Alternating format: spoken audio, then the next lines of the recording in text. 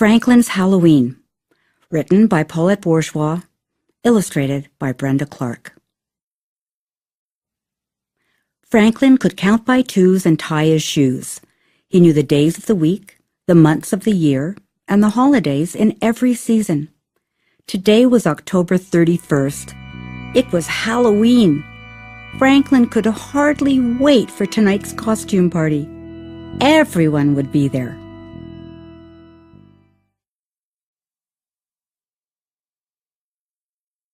Franklin and his friends had talked about the party for weeks. There would be games, prizes, and even a parade. Best of all, there would be a haunted house. "I think there'll be bats and spiders," said Franklin. "And skeletons," added Beaver. Rabbit shivered. "My sister says she saw a real ghost in there last year." "That's silly, Rabbit," said Beaver. "There are no real ghosts." All of Franklin's friends were excited because of the costume contest. Franklin wasn't sure what he was going to wear. He tried on everything in his dress-up trunk, but nothing seemed quite right.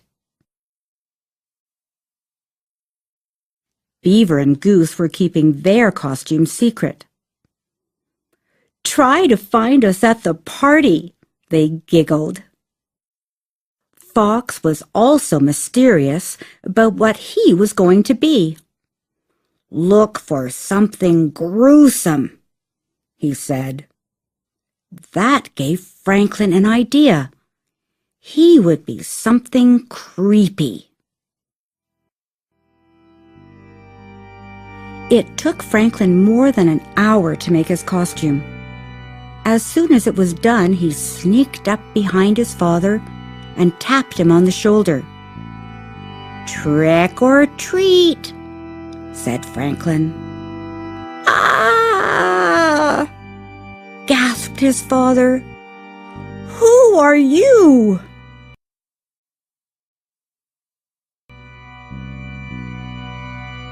In his deepest, spookiest voice, Franklin answered, "It's me, Franklinstein."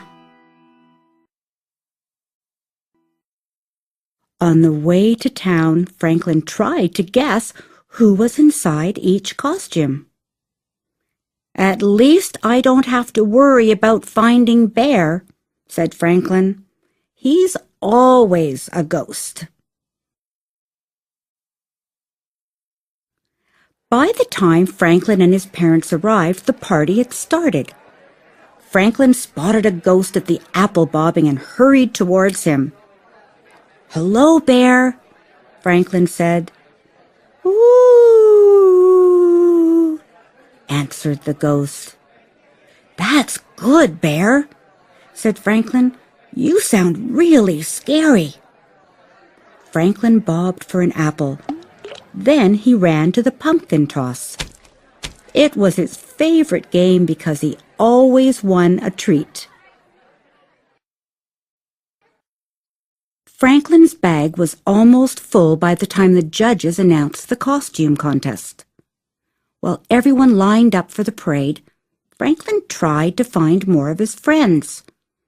He thought he recognized Beaver and Goose, but where was Fox? They marched around the building twice. Franklin made horrible monster sounds and shuffled with stiff, straight legs.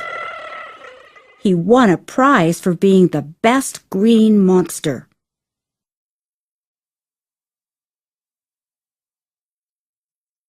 There was only one more thing to do: go into the haunted house.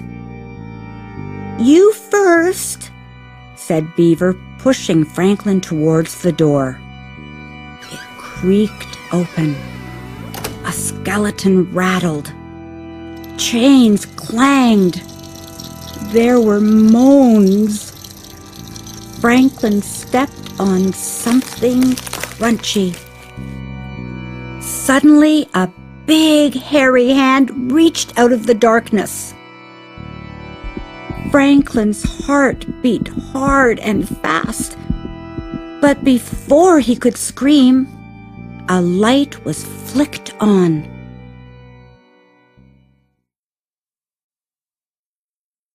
"Trick or treat!" shouted Mr. Mole. Franklin looked around nervously. Then he laughed.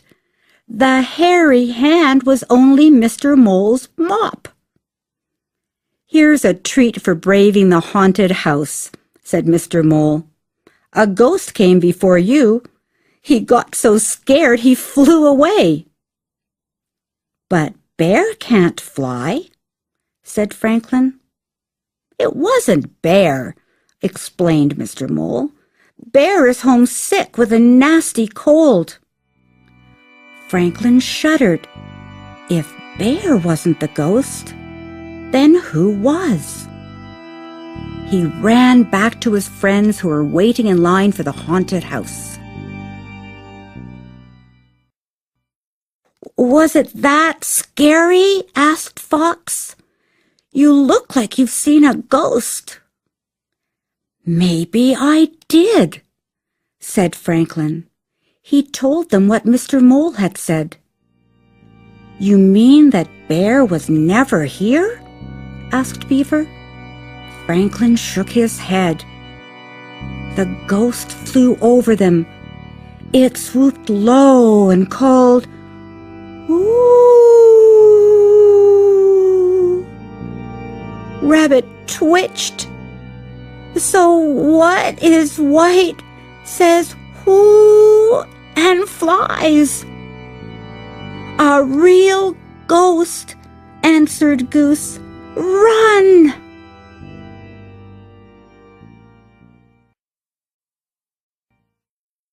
Franklin was about to follow when he saw a feather floating down.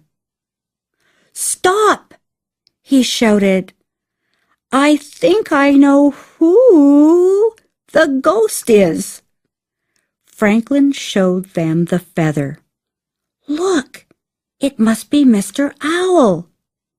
Even Rabbit giggled when he realized the trick their teacher had played.